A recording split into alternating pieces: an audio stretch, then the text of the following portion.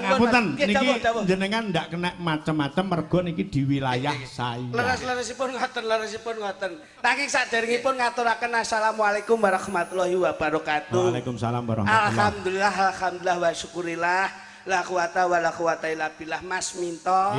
Dalu niki saged nderekaken panjenengan sampun pinten-pinten putaran dalu niki pinanggih malih. Nggih. Sowan wonten dalipun Pak Darmaji, Bu Suliani. Nggih. Ing dalu menika nglenggaken Keng Putra wonten ing Pawiwan Agung. Wonten ing pahargan menika andum katresnan anggenipun bebrayan insyaallah tumuju wonten ing bebrayan ingkang sakinah mawaddah warahmah tinampi ridho lan hidayah pinanggih barokah. Amin. Dongane wong melek wengi bengi iki akeh diijabah dening Gusti Allah taala. Ternyata piyai ngriki nderek Bragung Mas nggih. Sumbragung nggih. Alhamdulillah piyayinipun leh semanak grapyak Mas Minto. Dalu niki mengeti Keng Putra anggenipun lenggah wonten ing Bali Wisma Agung. Nyuwun pangapunten Mas Minto. Nggih. Saben-saben wonten pahargyan lak mesti mantenan nek mboten mantenan bersih desa. Yen ora bersih desa sunatan, luput saka sunatan syukuran. Kula nek syukuran sunatan bersih desa kula sik gelem urun donga, urun rerembug ingkang positif. Ning dalu niki kok kula ken urun rembug pangapunten saestu. Kula nek dalu niki anggenipun Mas Heru kalian Mbak Akvina, anggenipun bebrayan pangapunten kula mboten saged tutur-tutur. Sami, jenengan kalih kula profesinya sama, statusnya sama. Dalu niki kula nggih mboten patek wani nuturi temanten. Lah niku Mas Minto. Niki dipasrahke kalau dulur mulanang Mas Didi. Nggih, kersanipun Mas kula klutuke mawon. Soalipun kula niku ajeng tutur-tutur manten wedi. Wong kula dhewe butuh dituturi to Mas. Nadalah. Dadi kula niku pasrah bongkoan kalih Mas kula sing lagi niki lebih positif pikiranipun. Ngoten. Kersanipun nggih tanggung jawabe Mas Jo Kluthuk. Wis ben Mas Jo Kluthuk mawon sing tutur-tutur kula tak meneng mawon. Padha kalih kula nggih ajeng meneng niki mengke. Ngoten lho. Wis saiki masa bodho sampean Mas. Masa bodho sampean kepiye apike Mas Heru karo Mbak Akvina iki kepiye? Ngono. Aku tak ora melu tutur-tutur, domonge aku wedi kok. Aku ki dina iki butuh dituturi. Ngono. Dadi gempil kamardikan Mas Kluthuk nuturi temanten awake dhewe gempil utawa melu kaya ngapa mirengke tuture. Sampeyan tak hormati sebagai wong sepuh. Disesep supaya ben sapuh kepiye pikirane sampeyan. Percaya pancen ya, merasa nuturi mergo keluargamu dhewe ya sik ora kok murat-marit jer aku bocah enom wis sepuh saka pantene kok. Tapi awakmu ki termasuk introspeksi. Nggih. Wong ki kudu sadar diri sing kepiye anggone. Iso nuturi wong ning harus introspeksi diri sendiri. Mawas diri. Iso ngajari ning kudu iso nglakoni. Apik. Wong awakmu nuturi manten kan ya ora mungkin. Nggih. Wong awakmu dhewe ya sik gejolak rumah tangga sik murat-marit gitu. Ya butuh sampean sik. Ning ya sok nulari. Betul. Sing langsung nuturi neng buri. Loh, lah ngapa to Mas? Kok ngarep buri ya padha wae. Ya setidaknya itu harus jelas ngono lho. Yang di depan. Iya. Sing gak iso nuturi neng buri. Oke. Ngono lho. Berarti penting. Masalah ini kula niku kalih Mas ngeten senenge. Saling menutupi dan melengkapi, Mas. Betul. Mboten kok congol cumongol mboten. Dadi kula nek ora iso tutur-tutur nggih Mas kula sing nuturi. Panjenengan pun pasrah nggih Mas. Mergo rumangsa ngrumangsani enek sing luwih pinter, enek sing luwih sukses, enek sing luwih ngerti. Saestu Pak, saestu. Mula nggih monggo Mas Jo Kluthuk. Lho, kuwi nyapa ning ngarepe? Lho, iso nuturi manten apa ora? Mboten saged. Ora iso kok ning ngarep iki. Lah kudune neng buri. Lah ya ngono lho, wong ya aku ki aju. Ya ngono. Alian gen. Sik toh. Lah sampean kok ya melu mubeng buri ngapa? Keluargaku ya murat-marit. Kowe iki ya sembrono kok iso. Pak Darmaji menika piyambakipun. Pak Darmaji menika. Niki lho Pak Darmaji. Ngono kalih Bu Sulan, kalih Bu. Ayo. Sulaimi. Bu Sulaimi. Piyayine iki merantau, Mas. Nggih, Pak Darmaji teng Malaysia. Ngoten. Bu Sulaimi. Nah, niku teng Taiwan. Ngono. Jadi mereka berdua itu beliau berdua berjuang. Ini yang bisa dinamakan bahwasanya mereka berdua, Pak Sulaimi kali Bu Pak Darmaji. Pak Darmaji kali Bu Sulaimi menika pahlawan Devisa Negara. Ngono. Pak Minto. Jadi beliau berdua itu bisa dinamakan pahlawan Devisa Negara. Nun sewu. ini sudah terbukti bahwasanya kesuksesan beliau menika sing lanang nyambut gawe ning Malaysia, sing wedok nyambut gawe ning Taiwan, nyatane sak menika saged dados keluarga ingkang sukses wonten ing Rejo Agung menika. Alhamdulillah kok Rejo Agung mbahmu di sini iki Beragung. Beragung. Wah, lha iki ya rada slewang iki ya. Teng Beragung menika dadi dhuwit oleh ke Malaysia, dhuwit ke Taiwan, menika dikumpulke dadi siji ning Beragung, menika beliaunya keluarganya sampun sukses. Nyatane sudah terbukti beliau berdua menika sampun duwe usaha. Usaha napa, Mas? Pabrik paralon menika sak menika paralon mbahmu kiper kok iso. Wong kuwi tempat pembuangan air kok iso pabrik paralon iki lho. Wah, kowe iki jan mripate kon ndi kok, Mas? Dadi ngeten Pak Minto. Pak Minto. Manten berdua menika. Endi mantene iki lho? Kok manten berdua menika endi? Wong mantene di depan kuwi kok iso. Di mantene. Lah kuwi baguse kaya ngono putih kaya ngono kuwi jajali. Ndi? Burisan kuwi lho. Digital gudulmu. Ya ampun, Mas Heru iki lho. Wong mau wis jagongan ngono kok iso. Putih kuwi oleh lek sadurunge ndek bojo. Ning yen wis ndek bojo kudu ireng. Lho. Piye ta bocah iki kok iso? Sik. Ini harus diperjelas putih oleh sadurunge dadi manten. Ning lek wis dadi manten kudu ireng Pak Minto. Lah kok ngono? Lho kene putih ki biasane sadurunge dadi manten kuwi ndelik perawatan ki penting. Tapi sakwise dadi manten kudu bekerja keras nyambut gawe untuk menghidupi keluarga. Paribasane ora roh udan, ora roh panas. Ora roh awan, ora roh bengi kudu nyambut gawe. Paribasan adus keringet dilakoni. Adus keringet niku dilakoni. Kudu ireng ya. Lho kene Bos. Bener. Loh. Biyen ibuke cah-cah ki penyawangku saurunge dadi manten ki putih. Putih. Bareng suwe-suwe kok ireng. Nah, ngoten lho. Pak Minto, gini malah kewalik. Biyen ibu Sri ki ireng. Heeh. Saiki putih. Sapa sing ngomong kuwi apa roh lek putih? Roh. Ireng. Mosok sesuk putenan lho. Kok kan moto ki urusan apa kok iso mangsane. Dadi ngono Pak Minto. Dadi manten ki nun sewu. Wong lek dadi manten wong lanang kuwi paribasane aja wedi awake reget. Aja wedi kesel, Aja wedi kesel, aja wedi elek, aja wedi awake reget. Ning misi dan visi kita nyambut gawe dienggo murakapi keluarga. Masya Allah. Berarti wandene kaya Kang Rama. Lho iya no. Pak Darmaji. Sampir sani Pak Darmaji nggih. Pak Darmaji sampir sani nggih. Nika lho piyaine senden ning mburi. Lah yo kae lho beliaunya lho. Piyayine gede dhuwur. Gede dhuwur brikose kandel paribasan kaya wayang menika Gatot Kaca. Heeh. Pak Darmaji. Lho iya. Pindha Raden Anom Gatot Gatot Kaca. Kaca. Ngambadir Gantara. Kagem caping Basunanda. Kudan rakudanan Panas ra kepanasan. sebabe. Mergo ngiyup ning omah. Dadi Kok ngiyup ning omah iki lho kok. nyambut gawe ning proyek. Gitu. Gitu, Pak Darmaji gitu. Pak Darmaji lho. Biyen Pak Darmaji ki putih. Pak Darmaji. Lho. Wah iya iya. Begitu Kayine tur lho ora sombong lho. Sombong. Biasane nek kagungan gawe iki mesti ning arep dhewe to. Malah ning mburi kok. Delik. Lho. Kuwi ndudone wong sing duwe jiwa adigang, adigung lan adiguna. Lho.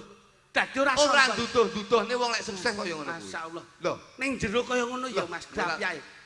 ora roh. Pripun? Mau aku teko ditok nek kabeh. Masyaallah. Enek lek petang lodong. Lho, petang lodong. Petang lodong mek kripik tempe tok. Kuwi mau. Iki lho jan ngene iki lho. Iki lho. Kowe iki kudune lak yo melu bangga wong ya apa-apa enek kok iso. Enek apa Wis ning ngarep. Sing ngalam petang lodong. Heeh. Nek mburi ki nek 6 lodong Pak Lah Minto. kuwi komplit neh. Kok komplit aku mek kerupuk iwak tok. Jadi, Lah yo beda kok iso. tapi hebat lho Pak Minto saiki. Hebate Loh, Pak Darmaji to. Nggih. Pak Darmaji menika nyambut gawe ning Malaysia, ibuke nyambut gawe ning Taiwan. Iki mung apa? Monggo mulyakne anak. Mulane ada kata-kata wong tua mesti mulyakne anak, ning urung mesti anak ki iso mulyakne wong tua. Wong tua siji iso Ngopeni anak 5, ning urung mesti anak 5 iso ngopeni wong tua siji. Lah kuwi lho sing kudu digut. Loh, iki penting lho kata-kata iki penting. wong tuwa Wong tua iso siji. mulyakne anak Ning ning urung anak- mesti iso mulyakne wong tua. Sapa sing ngomong? Sing ngomong Pripun, sapa? Kula Kata-kata bijak lho Mas. Lho. Anak ki iso mulyakne wong tuwa lho. kok saged Proses pembuatan anak kuwi wis mulyake wong tuwa lho. proses. Ayo. Oh iya. Penak lan mboten penak niku gumantung atinipun, Nah, Pak. kuwi ning awake Mboten. dhewe-dhewe. Tegese menika kula ngendikan matur ingkang kados mekaten menika. Ngendikan ya matur. Matur. Contohmu mbok wis ngomong Loh, ngono wae. iki jelas lho. Rungokno. So jenenge anak jenenge Mas Heru. Ru. Heru. Gedhi kono kowe engko tonyo ndasmu bar kowe. Gedhi oleh tapi pengalaman dalam hidup berumah tangga ki oleh sampai aku. Lah Mas Heru ki jam terbange kok ngendi-ngendi kok. Jam terbangnya apane lho? Lah sampean Jam dinding aku 6 aku ning. jam terbang ki pengalaman ki lho. Sampean kudu iso mulyakne wong tuwa lho. Mula Pak Darmaji Bu Suliani. Kuwi kudu mbok mulyakne. Putrane Pak Darmaji sapa? Nggih, Mas Heru. Mulyakne wong tuamu. Apa meneh mulyakne wong tuamu wedok. Insyaallah kuwi iso membina rumah tangga sing sakinah mawaddah warahmah. Nah, Kuwi iki lho, lho. Mas, kuwi lho, Ki Mas. mesti ngerti mergo paugrane kesuksesane anak ki gumantung ning wong tuwa Wong tuwa wadon. wadon. Mula yen kepengin sukses angger nyambut gawe lak mesti ridone wong tua, Pak. Iya. Nggih to? Iya. Mesti dilangkai. Mas Kluthuk niku angger budal nyambut gawe. Aku jemene kok dilangkai. Aku mesti dilangkai kalau diuyui ya. Dilangkai ki dongane wong tua ki Pas lho. nglangkai anyang-anyangan lho wong tuaku. Lak lenggahe wonten mriki. Nyambut damel wonten Malaysia kalian Taiwan. Jadi ngono, Pak? Ki nek dijikuk saka Malaysia karo Taiwan. Kuwi tembunge iso mata. Mata. Dadi sing lanang nyambut ning Malaysia, sing wedok nyambut ning Taiwan. Itu lek kita bisa menyatukan kata-kata itu mata. Maki Malaysia, iki Taiwan. Jadi saya bisa menghimbau nuturi teman-teman lanang karo wedok, mata ki cinta itu dari pandangan pertama dari mata, akhirnya timbul di hati dan nanti akan membina rumah tangga sehidup semati. Masya Allah. Iki wis pitutur lho Pak Minto. Iya. Dadi wong wedok karo wong lanang, bapak karo ibu iki nyambut ning Malaysia karo ning Taiwan, kuwi saka mata mlebu ning ati, akhirnya bisa membina rumah tangga sehidup semati. Dadi rumah tanggamu ru iki kudu sehidup semati. Lah, wondene metu siji, Metu bareng, maem siji, mangan bareng, dolan siji, dolan bareng, turu siji, turu bareng, adus siji. dewe-dewe. Lha ora bareng. Kula adus bareng kongseng jenenge cilik, tak delok cilik mau jenenge. Cilik. Oh, iya. Dadi penting Pak Minto ngoten niku. Tane, Lho, ta itu apa? tak iki wis tegese tanggung jawab. Tanggung jawabe wong lanang apa, tanggung jawabe wong wedok apa. Wong lanang nyambut gawe, wong wedok mempersiapkan apa yang menjadi kebutuhane wong lanang.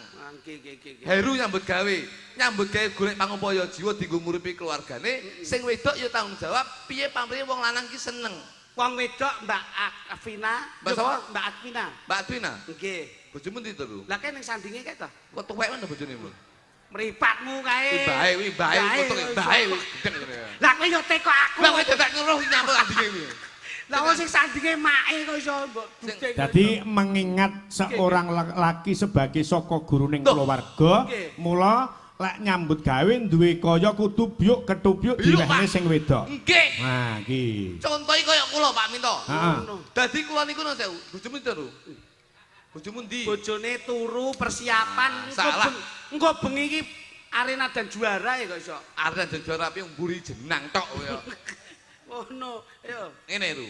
Kel, Heru lho. Wong wedok ki kuncine siji ben bahagia. Piye, Mas? Kudu mbok blonjo apa sing dadi kepingane wong wedok kudu mbok tutne. Loh, dadi wong wedok pengen apa-apa turuti. Ya nek kemampuan iki cukup gitu, Mas. Lah nek kaya Mas Minto bengi mayang ngene iki, buke nyuwun apa-apa iso ngudaneni. Lah nek terus kemampuane nyambut gawe beda pripun? Sesuai dengan kemampuan awake dhewe Pak Minto. Heeh. Wis wong wedok ki senenge apa turuti. Mbah piye carane golek utangan los. Nuruti wong wedok. Lho nggih lho Pak Minto. Lek wong wedok kena nggih jaringan patut untuk dituruti. Ngono lho, Mas. Lho. Terus Lek wong wedok mung mburu senenge dhewe ora mikir keluargane piye coba. Gaya hidup lho sing dituntut. lek ra gelem nurut wong wedok nuruti karepe dhewe. Pegat. Kowe aja angger pegat-pegat terus lho kowe. Lho los iki. Kowe las-los bojomu ya mbok losne. Nyatane kowe dhewe ya mumet to ya an. Lho, Nyetir wong wedok kuwi angel. wong wedok ki keras kepala. Wah, apa es batu Lho, Sing ngomong lek wong wedok keras kepala sapa? niki Sing keras kepala ki wong lanang. wong wedok Pak Minto. Wong lanang. Kok saged? Teko wong wedok-wedok lek wong lanang ate ndak keras kepala nesu apa ora jajal. Pak Minto kuwi kepalane siji. Pak Minto. Iki kepala liyane Pak Minto. Iki jane bukune kok ngendi to? Aku nganti gak cethuk aku. Hei, Pak Minto iki duduk kuwi. Iya. Ayo terus coba. Wong wedok ki di no sewu, wis dikodratne keras kepala. Eh. Tapi mek kepalane tok, liyane empuk.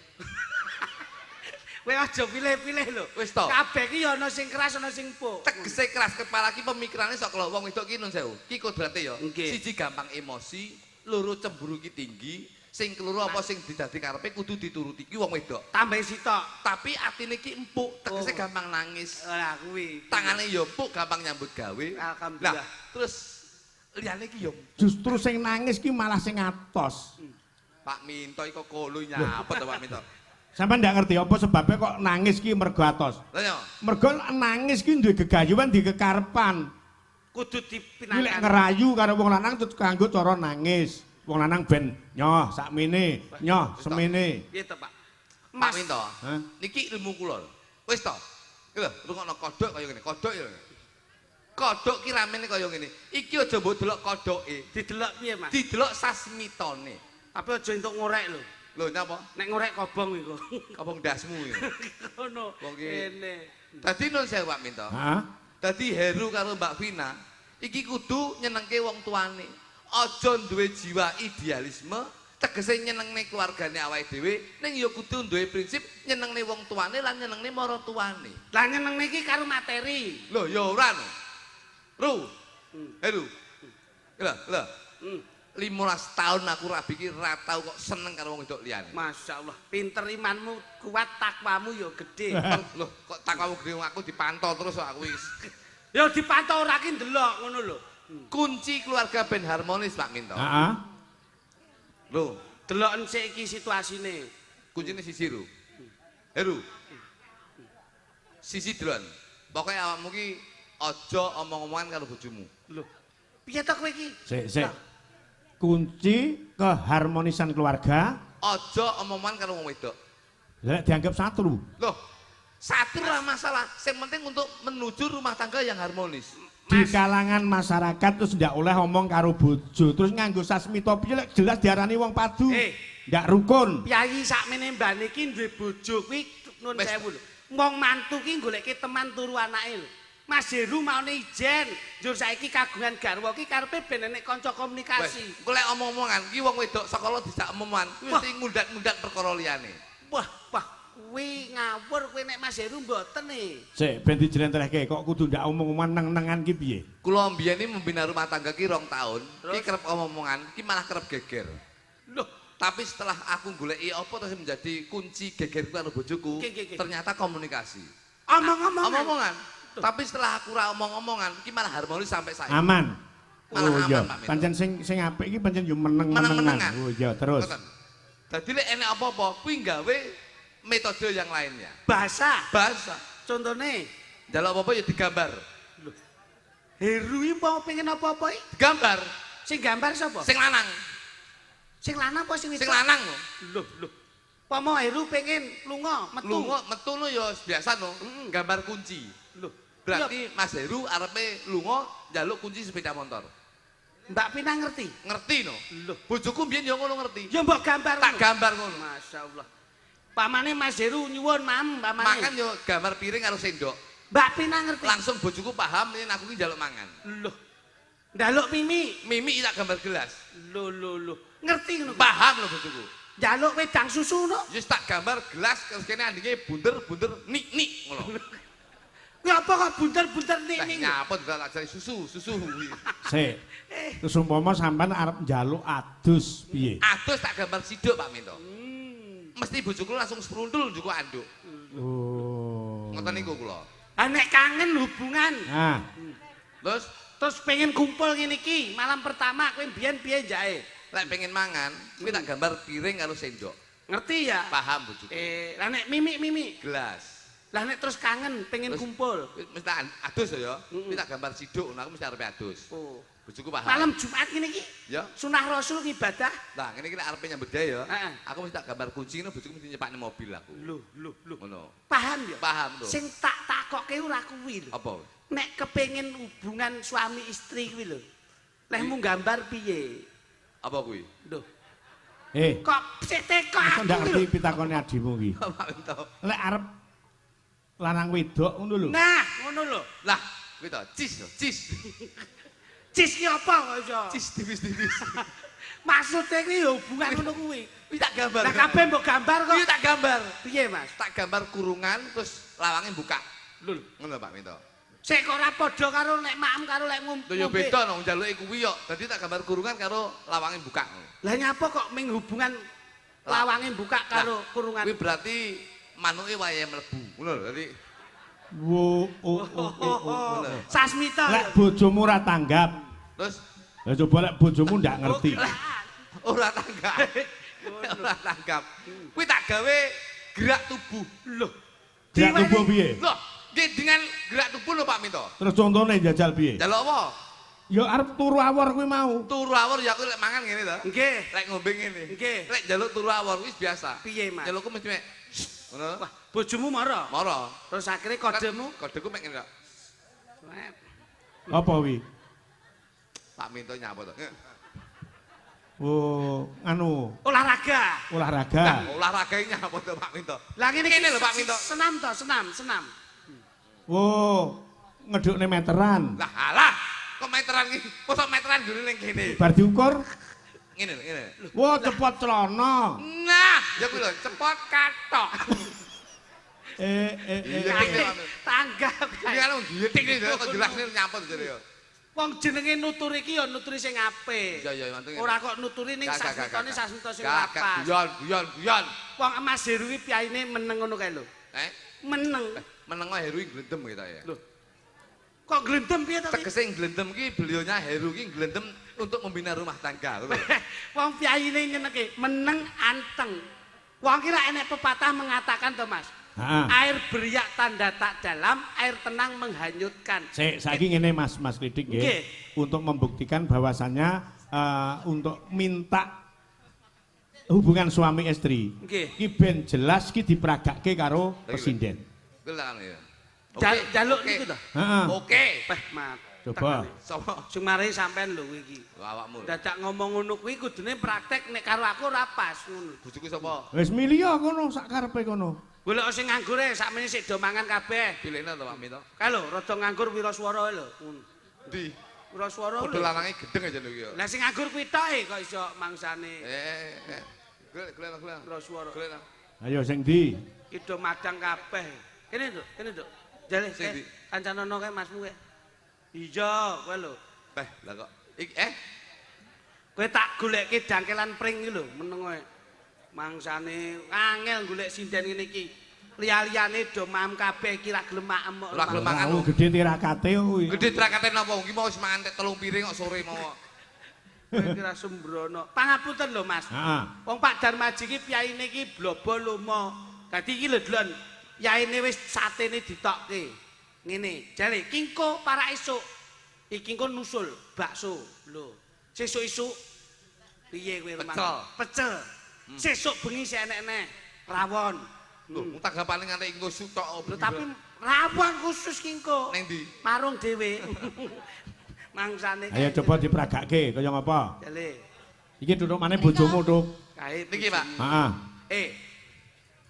Iki ketoke ngene mawadah tenan lho. Kowe ora sembrono. Ngono. Jale. Gowedi. Kowe iki digolekke rada apik ora gelem jaluke sing ngene sedengan mbok paido kok iso. Ngopo sebabe tak goleke pipit sing gedhi? Nah, Pak. Sing ora mbayar kuwi malah senengane torok karo wong lanang. Nah, ya kuwi. Nah apa?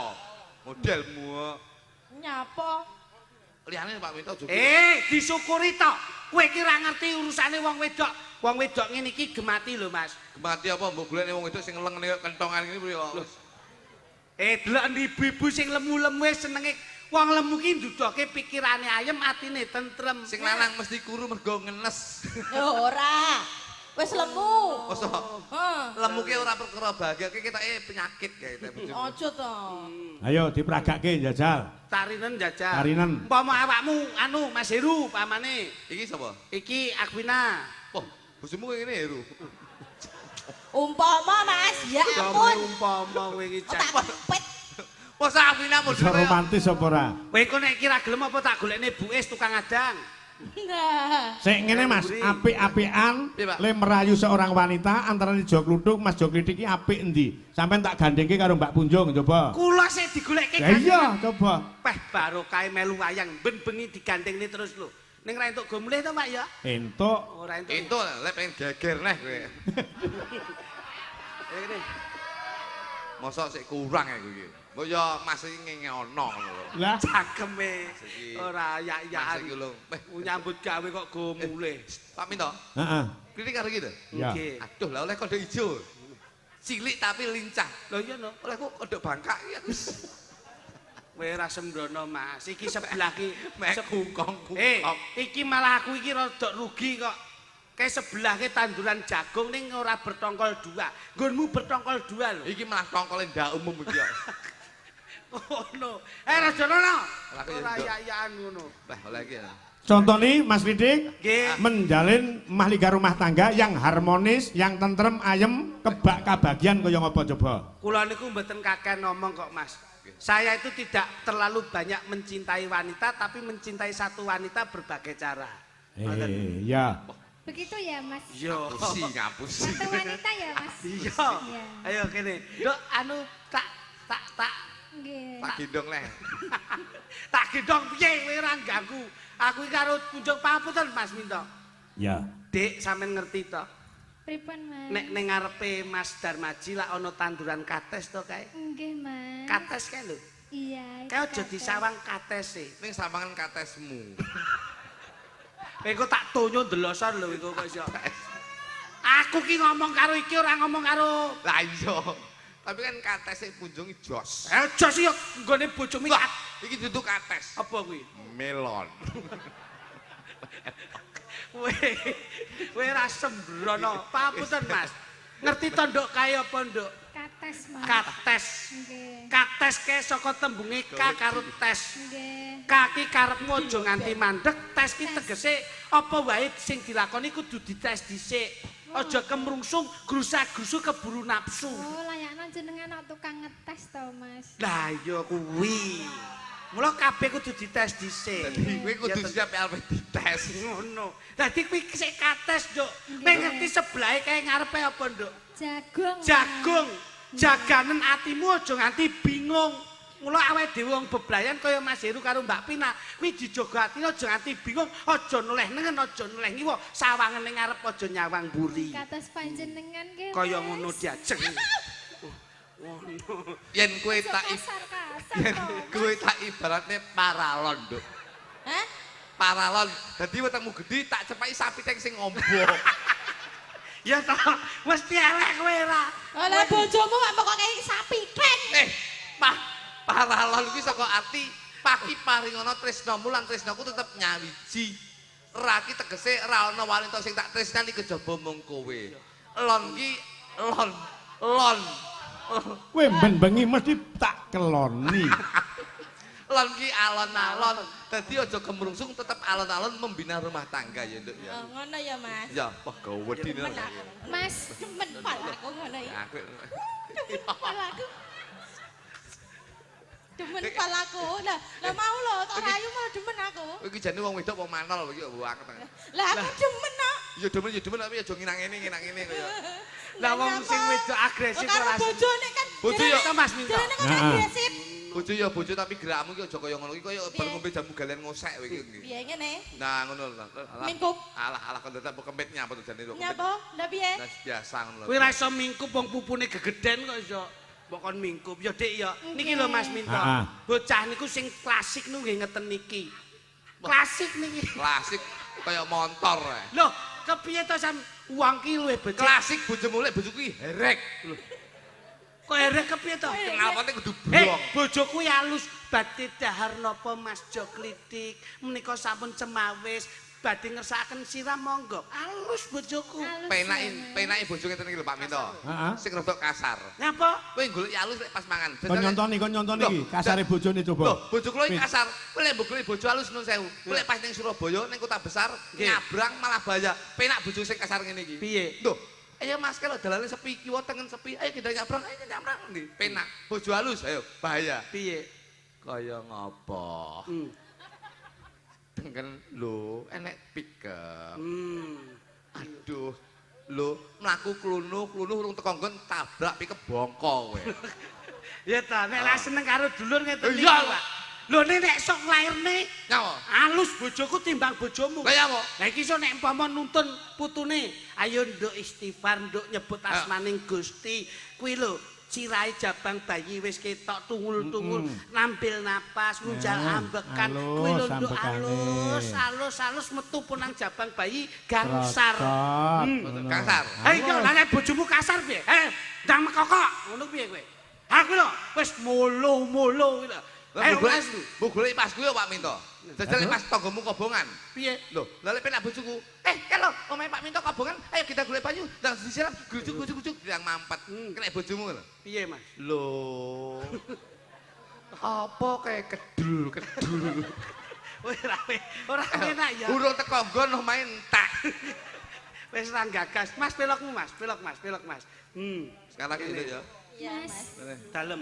ketika kamu memegang tanganku, apakah ada yang marah, Mas? Yen nesuwi sarana kanggo nduduhke rasa tresna.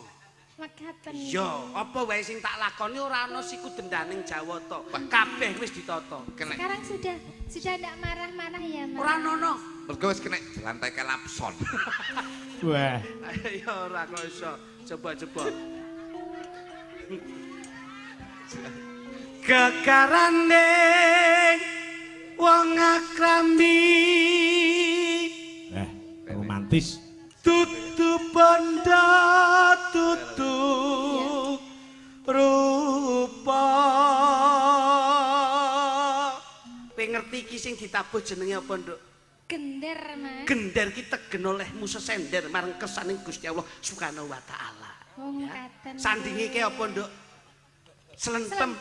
Slentem kuwi saka tembung kowe yen dadi bojoku aja slenco ing tembung. Yen tresno ya tresno, yen ora ya ora. Kula tresno saestu. Saman roh sing gandul-gandul ke jenenge apa, Nduk? Gong. Ketoke kayak modelnya kayak modelmu Cahayu tadi. Alah. Gede. Ayo padha wae. Gedeng ya. Gede tapi enek mentol cilik nang tengah. Amung ati pawi tane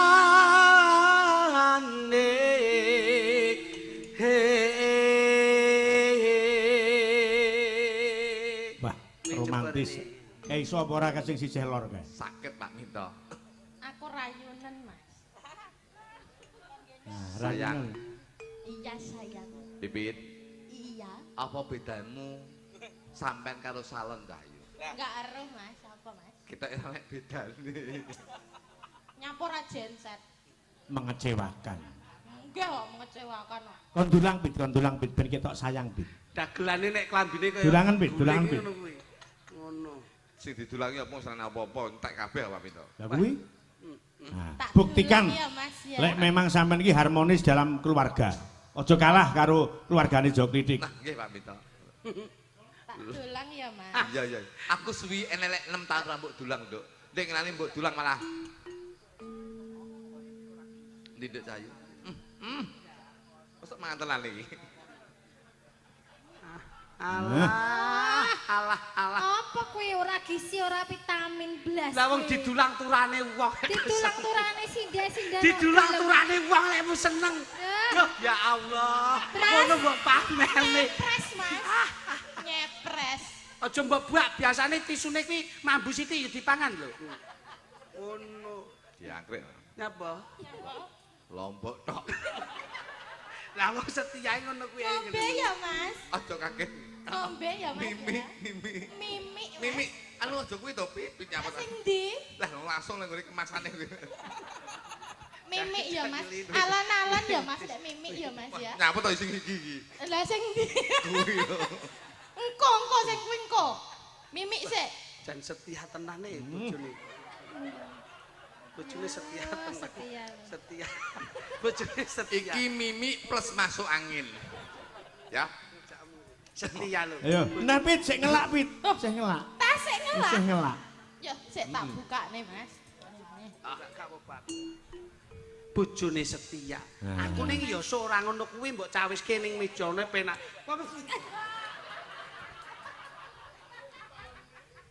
sekali-sekali rap karo tekipun Kakang. Aku gak mangan ning raiku pedes. Jakre. Iki jane banyolan opo nek.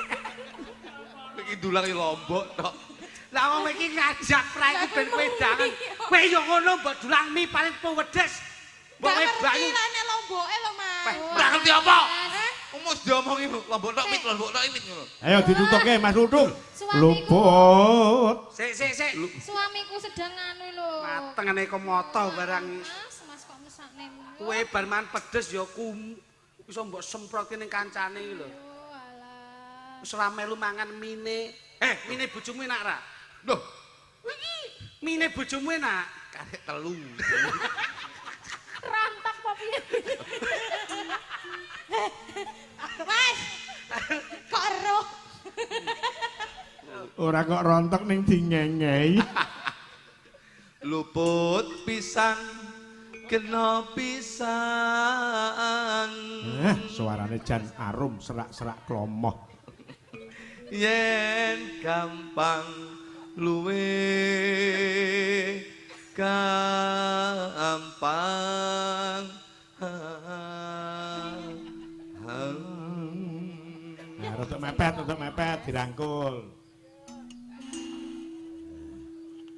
Ndak cakep ngene. Jan kaya Mas Ludung, Dalem Pak Minto. arep ngawinke kebon yang endi? Niki mesti dikawinke kula suntik. Mas aku gendong, Mas. Gendong. lah nek perkara kuwi aku engko sik. Nek kowe gandeng tak turuti rene. Kowe pengen gendong tak? Gendong. Gendong sisih ngarep apa mburi, kiwa apa tengen? Sisi ngarep madem mburi. Ngarep madem mburi. Marep. Madem mburi. Lho, lah kuwi lak ya terjadi 2-2-0 karo 1-1-0 lho kuwi. Apa kuwi? Ayo konslet no. Sampan yo ngono. Iya. Bahaya. Nyapa? Kak akhirnya dipoto malah kaya kethek mangan kates. Ketae sampean ngono apa piye? Lah itu apa ketheke kowe kates. Lah nek aku lho luput pisan Bahaya. kena pisan diajeng pergiwa manut marang pun Kakang diajeng pergiwa. Nggih, Kang Mas. Yen menawa katresnanku mung kowe ra ana liya diajeng pergiwa. Aku nyuwun pangku. Apa kowe njaluk tak pangku? Kaya ngene, bukti katresnanku pergiwa. Ayo pergiwa. Sugriwa. Pergiwa. Pergiwa ki lek cilik gedhe Sugriwa. Wis kethek kok, Mas. Oh alah. Ayo jajali. Pergiwa. Kaya aku kok kene lho. Wah, iki jan. Iki Sugriwa iki. Luput pisan kena pisan yen gampang luwe gampang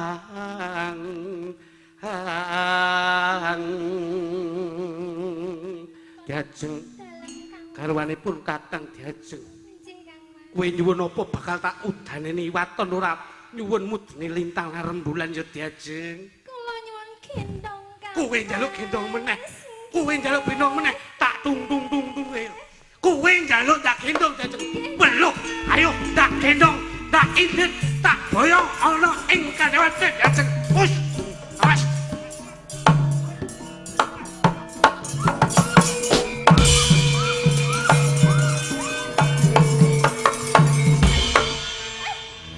wis Rame lek Pit. ngono Ya. sampak langsung dijak Jane ngono melek tapi musuhe kethek niki napa saged? Pergiwa. hei suarane gedhi pergiwo garwanipun Kakang pergiwo Pergiwa. Garwanipun Kakang Pergiwa. Kowe nyuwun apa Pergiwa ning aja nyuwun lintang mudun lintang lan rembulan diajeng. Pergiwo garwanipun Lakang Pergiwo. Kakang. Kakang kok lakang. Aku muni apa? Lakang. Sapa sing ngomong muni Lakang? Jenengan lho. Kakang. Lah mau muni lakang lho. Bapakmu ngono lho. Sampean mau lho. Aku muni apa? Lakang. Lah iya. Lah iya. Heeh. Kok lah iya? Baleni. Pergiwo garwanipun Lakang Pergiwo. Garwanipun lakang Pergiwa. Kakang Lah yo kakang pertama aku sisi ning lakang lho. Kowe nyuwun apa berkiwa? Kula nyuwun dipondhong Kang Mas. Belum.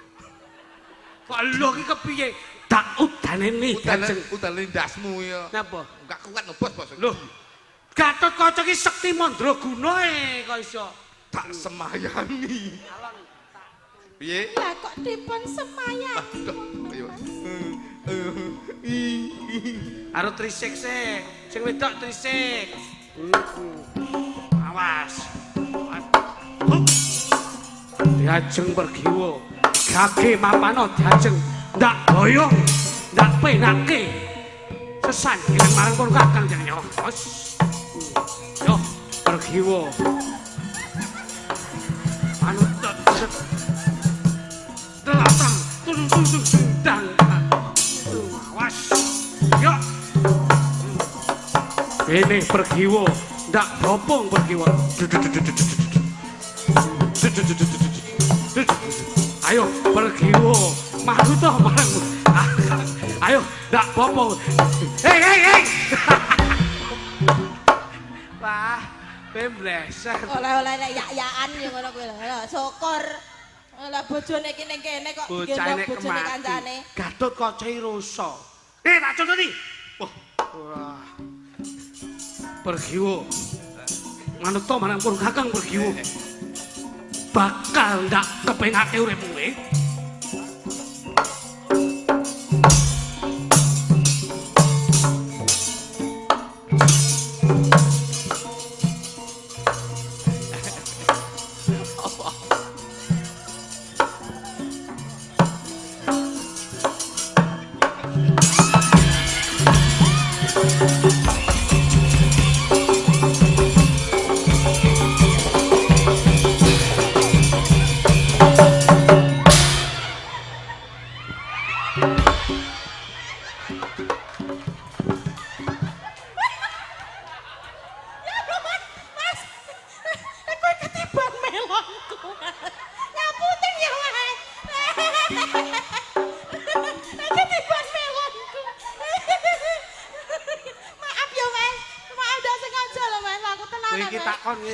Piye? Lagi iki lho. Ngapa? Kok dimi lagi. Takone lagi. Malah mbok junjung ra karo-karo. Begitu cebol langsung. Oke mapan ayo anak. Ya jenenge wong entuk iya ngono. Entuk mosok karo kocok nek setanting lagi iki. Oh kudune mbopong ya ora ngono kuwi kok iso. Ayo terusno diajeng. Aku tak menggeh. Wah, sapi tangi sak gedine. Wah, kowe kiwa to? Heeh. Aku tengen pas padha tengahe. Pupune keguling. Kuwi cara kapuk nu super. Nah, saiki nembang bareng, Mas. Lah niki dereng barok niki. Urung bar. Dereng sik ben dirampungke mungkin bablaske belok barak Dereng. lintang samara. Yen angel. Mau. Maaf lho Mas. Maaf apa? Maafkan aku. Maaf. Aku iki garut kaca lho. Wis, Alah padikmu penak ayo anak. penak gundulmu iki. Mosok garut kaca mek kiwa tok. Yo, Kurang wit kurang. Wit. Kurang. Sing tengen wehno pisan. Hei, sing tengene sik segelan. Kuwi tulisane SNI. Ngono. Angel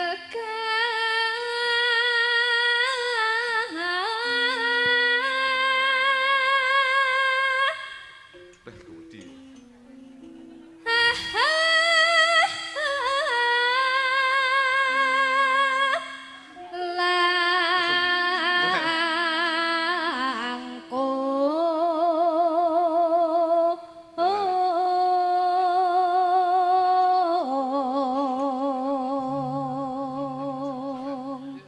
Tan kenoti numbas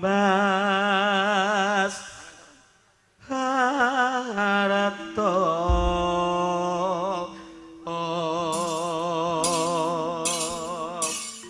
Dawah napa Pak Minten nderek panjenengan? Manut larase pelok barang Ya. dadekke lintang asmara. Nah, Ya. Yuk. Yuk, kaya ngapa? Dados. Ya. Wah, jan tenan. Pipit.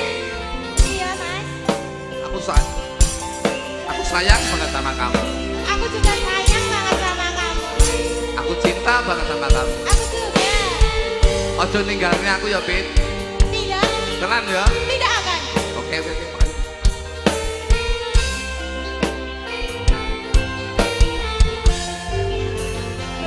Siang Tan bengi sing tak eling ora ana kowe sing ning ati saben wong tak gawa ngimpi tresnamu lan tresnaku tetep najan aku ning bisa ning kono lan aku bisa jogo marang sing tuwa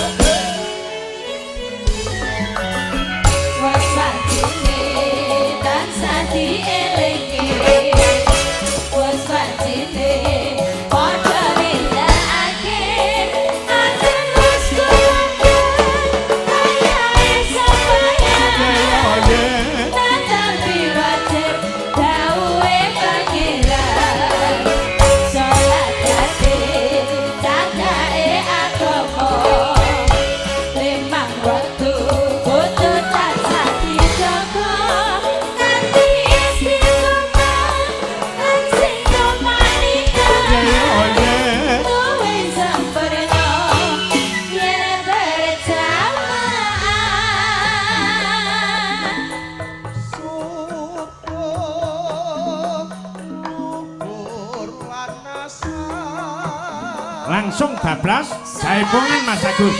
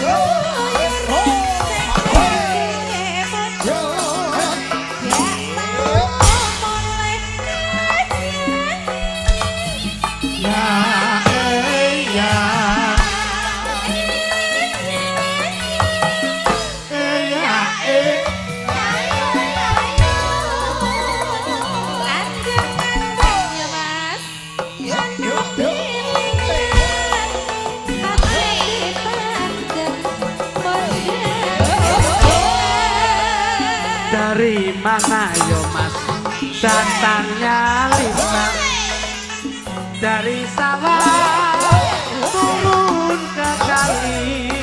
Dari mana yo mas datangnya cinta dari mata turun ke hati.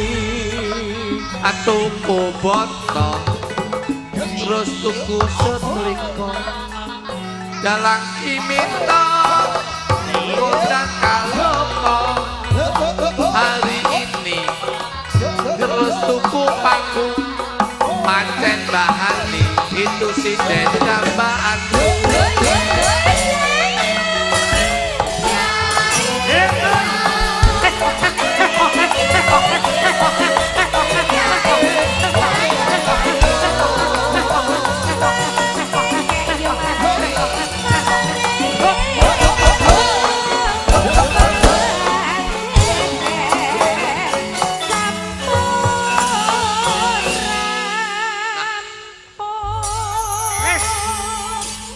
Mas Ridik, tembang menika katur penggemar berat Sekar Gadung, baik yang langsung ataupun yang dari jarak jauh. Menika wonten Bapak Samidi ingkang wonten Kawedusan Ploso Klaten Kru 35. Pak Sawiji nggih biasane rawuh nggih. Kalian Bapak Suryono Pati Jawa Tengah. Siap. Ugi Mas Juwadi Timbul ingkang wonten Rembang. Bapak Sumeh ingkang wonten Ngepoh Tanggung Gunung, Mas Isam Wagir Ponorogo, ugi Mbah Lengger mboten nate ketinggalan, Mas Suratno Solo, Mas Suratno Noglok niki nggih bendalu mirsani. Dan juga diinformasikan Mas Minto, masyarakat Tulungagung jangan sampai ketinggalan. Ya. Tanggal 20 November nanti akan digelar wayang kulit spektakuler wonten Pendopo Agung Tulungagung dengan 3 dalang ternama dari Tulungagung. 1 menika Mas Minto Darsono, kedua Mas Eko Prisdianto, yang ketiga Mas Sun Gondrong saking Miri Gambar. Langsung 3 layar. 3 layar, 3 dengan dalang. bintang tamu Wonten Mas Klitik Klutuk, wonten Mas Percil, CS, wonten kalian benjing dalu Mas. Niken Salindri. Wah, Niken Salindri. Tanggal 20 November di Pendopo Agung Tulungagung. Nggih, kolaborasi. Siap. Kalian benjing dalu tanggal 7 menika hari wayang sedunia. Ada anak-anak Paku Datu Paguyuban Dalang Anom Tulungagung pentas di lapangan Tenggur depan Balai Desa. Mereka ada dalang 20 dan pesinden 10. Adapun bintang tamu Mas Dujo, Mas Jo Klidik. Nah, iki awit saking kula panjenengan peduli dengan hari wayang sedunia, benjing derek berpartisipasi nyengkuyung datang dalang Anom Tulungagung. Pancen berpartisipasi nggih. Sakniki awake dhewe niku kadang sok kesel, Mas. Ngomong niku kadang iso mbleset. Iya. Tesih wonten Mas Didik, menika saking Pak Cak Parnopati, Mas Alex Sumbragung, Pak Muidi, Pagu Pare Kediri, Bunda Depok ugi Bu Pakis Rejo. Wah, rawuh niki. Bu Pakis Rejo Bulurah. Oh, rawuh. Rawuh nggih. Ugi Mas Ferry saking Kediri, Dudomu Wonogiri, Bapak Kajati ingkang wonten Pakis Rejo. Pakis Rejo niku leh seneng wayang kulit lakon hebat. Nganti senenge karo wayang. Pasuruan melu. Ning kene Mojokerto ya teko, Surabaya niki teko. Saking tresnane Bulurah Pakis Rejo iki karo wayang lho. Ngantek Rabi Dalang. Lah ora Rabi Dalang lho sapa meneh. Anu Pak Minto niki salam kula kanggo dulur kula sing Norwegia tapi cinta terhadap budaya. Iki ana Mr. Rune karo Yaladin Dasmu. Mr. Yarle. Waton. Boten. Yarle karo Rune karo Miss Jamie. Niku wong mriko Norwegia tapi seneng ningali jenengan Pak Minto. Jane ajeng ditanggap teng Norwegia ning gandeng jenengan kalih sindene ra iso basa Norwegia ra sida. Nggih. Kali tanggal 8 jeng ben wonten tetep hari jadi Kabupaten Tulungagung pentas di Bandung Pasar. Bandung. Bintangipun kula kalih Mas. Wah nggih. Masa perkawake dhewe. Ora ngaos ora. Aduh. Niku sarengan Gondo Suli nggih wayang kulit Mas Cahyo Kuntadi panjenengan lenggah wonten Bandung campur. Nggih. Bintang tamu Bandung Cak Cemple kalian Mbak Lucy Brahman. Alhamdulillah nggih. Ya, dilajengake tembangnya. Siap Bos, siap. Kula nyuwun gungan panjenengan. Lagu sing meriah tur pesindene mensupport sebagai penari latar. Siap. Anu Pak, ngeten niki lak kula kado untuk Pak Darmaji. Ya. Sinden panjenengan ingkang nembang, Mas Jo ingkang nyepeng drum, lajeng saya pinjam wonten gitar. Nah, pesindianipun Ya, ingkang nembang loro apa telu? 5. Oh 5. Nggih no. Ya, coba kaya ngapa? Ki kolaborasi Kolaborasi. antaripun Sekar Gadung kalian Dujo. Jadi Kaya ngapa? semuanya tampil Pak. Ya. Kula tampil, sinden tampil, musisi tampil, semua sinergi. Oke. Tur mayang ning mae dhewe arep crita apa nguyahi segara. Sing penting seneng-seneng. Nggih, saestu Pak. Ya. Iki mengke nganti jam tengah loro. Ngoten. Anu Mas Luduk siap-siap Oke. dulu. Ini aku tak ngambil kanca-kanca. Yo, pesindiane papat ngadeg tembangnya apa, Mas? Tembangipun damel selendang biru, Pak. Wah, selendang biru. Selendang biru. Nah itu. Tak kaget aku, tak pikir kok kedap tresma aku nyawang selendang biru. Tak pikir lek kuwi. Ya, Dok, ngadeg kok. Ini, Pak. Presiden papat. Nih.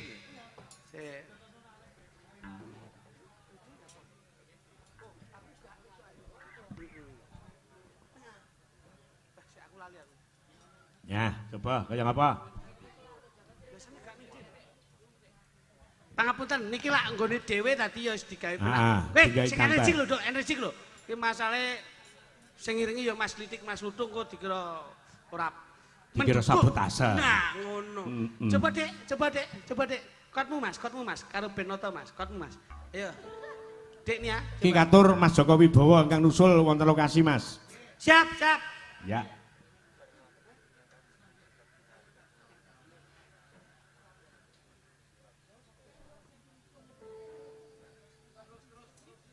Yalah, wis sing nang ngendi-ngendi iki pokoke bek kene iki. Iki pun aman iki jos. Iki lho Mas Il. Coba dramu dulu Mas. Wah. Alo to Bos, ngarep nek kanca-kanca kok iso. Iki saking iki apa jenenge kaya ngeten apa Mas Lidik niki? Nu kepek. Anak walang Pak. Kepek iki rada gedhi lek cilik udah kepek iki. Walang Pak itu walang. Ayo. Walang iki. Walang, Iki walang. tondo iki lek 2026 iki larise kaya ngene iki nggo. Amin. Amin. Mas Te laris ki ning kono kepek tok. Ayo, kaya ngapa? Selendang biru dados.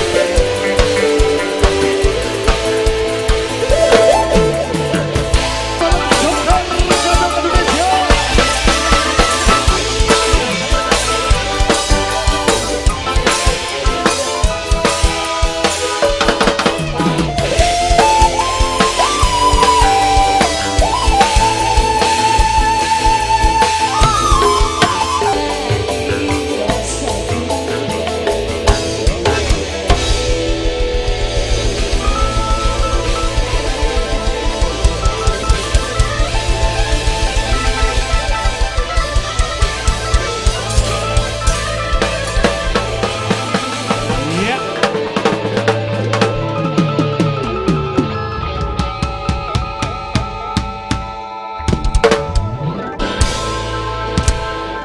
Terima kasih luar biasa Sekar Gadung kolaborasi dengan Duwojo. Yuk, kaya apa? Tembang ingkang pundutan dereng diaturke Mas menika saking kadang penggemar Sekar Gadung kalenggah wonten ing Sumberagung. Mliginipun warga masyarakat Sumberagung kang mengkugati Bapak Darmaji. Ya. Mbak Sulis katuran jumeneng kaya apa? Ngadeg kok wong ayu. Yuk langsung spot Mas. Cepet gending.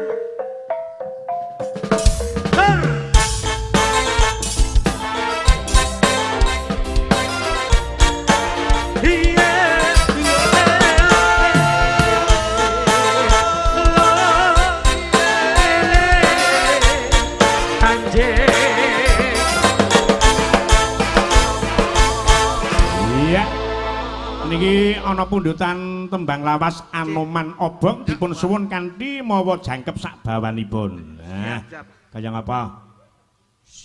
Kula piyambakan niki, Pak. Kancane sapa? Siji, Mang sapa Mbak Sulis sing diaturi jumeneng? Mbak Punjung. Ya. Wah, jantenan. Nah, karo Mbak Ani, coba. Nih. Nduk, ngadekon, Nduk. Ayo, Sulis. Dalem, Mas. Mas. Asik. Ceritane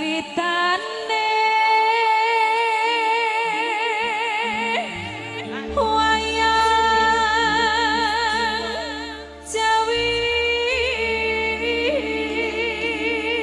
Ceritane wayang Jawi.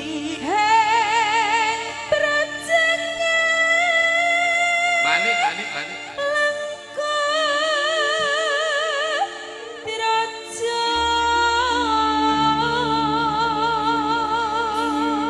Ketoke karo dipalarne tipis-tipis kok enak ketoke. Rahwan Naraja arane Ani gawe keker nyolong Sinta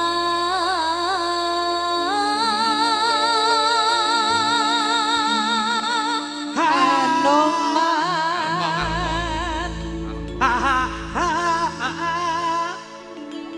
Tantut tumandang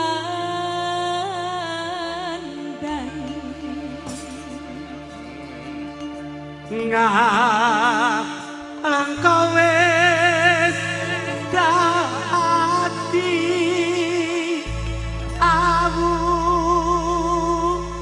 kobong gede jroning braja Singa Sekar Gadong Indonesia Sekar Gadong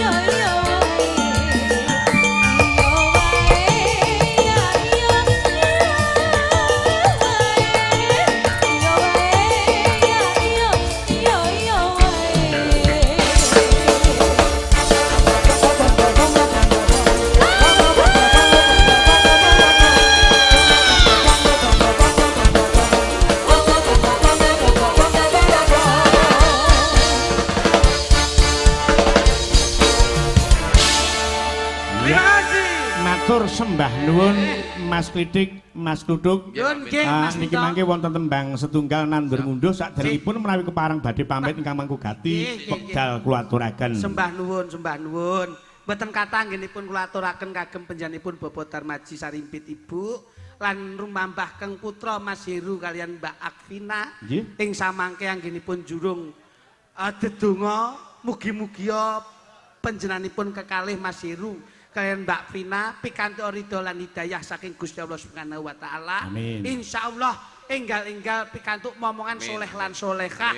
Insyaallah beliau Bapak Darmaji Bu Suliani ing samangke anggen kula wentah keng putra dadosa piyayi sepuh ingkang saged satuhu ngreksa keluarga ingkang sedaya pinampi barokah. Amin. Nggih. Sembah nuwun Pak Minto. Mobil wonten Kalpatan nyuwun gong samudra Pak. Seko kupat, seko liwat, kalimat andum selamat. Ya Le karo